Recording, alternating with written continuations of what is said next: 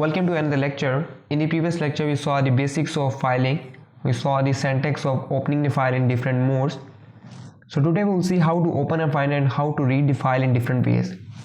So I have created the file in the same directory, which is my file, and it is containing some text. So let's see how we can open this file and read this.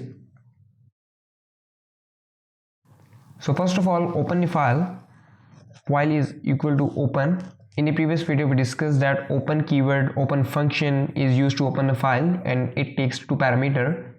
First parameter is the file name, which is my file, and it is a text file, so we will write .txt.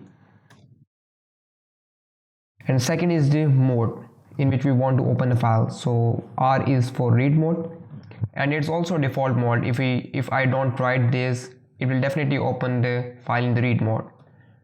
So now I will use the keyword .read, but I have to store this into some variable, let's say lines, because it will read the whole file at once, and whatever the data is written in that file it will store into some variable, and then we will print it.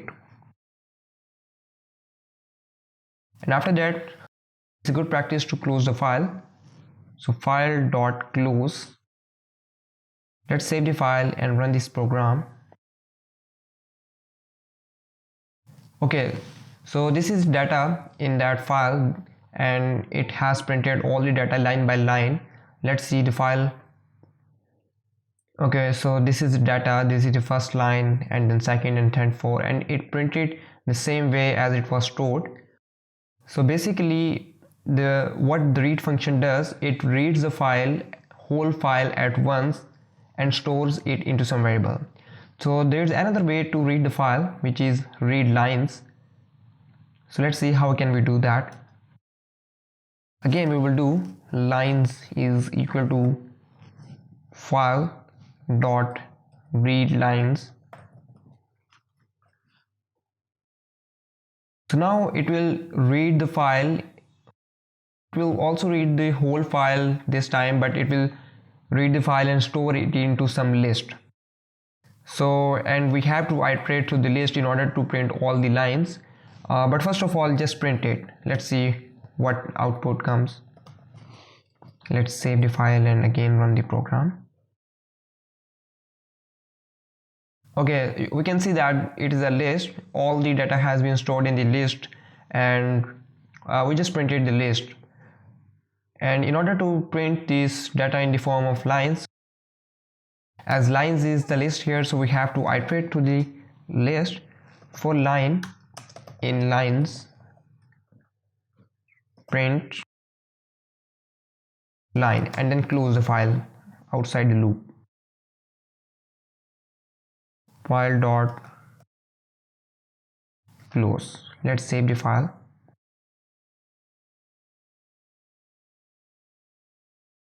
So it stored the data into the list, and then we iterated through the list and printed all the data.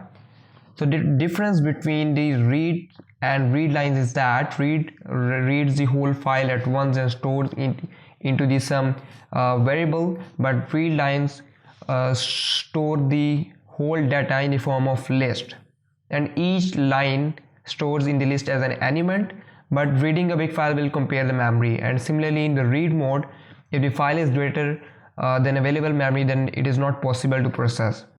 So these two ways are not recommended. And let's see another way, which is read line.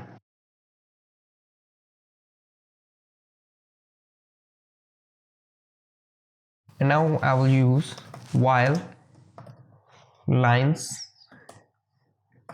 print lines is equal to, let's remove this. Okay, copy this and paste here also, and now file.close. So let's see what readline does. But first of all, I will simply comment it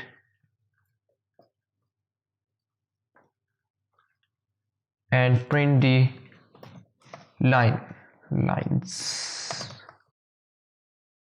So let's see what difference it makes really. Okay, so it printed only the first line of the file because this method reads a line of content each time. Each time it reads only one line, so the memory is small, which is more suitable for big files, and it returns a string object. So basically each time it is reading only a single line, so that's why I'm using the while loop here. Until unless the lines are not ended, until unless the file is not empty, it will keep reading all the files one by one and print that. So while the lines, it means file is containing some line or some text, so whatever that line, it will be printed and then it will read the next line and so on. So let's save the file and run this program again. Okay, so now we can see the whole data has been printed.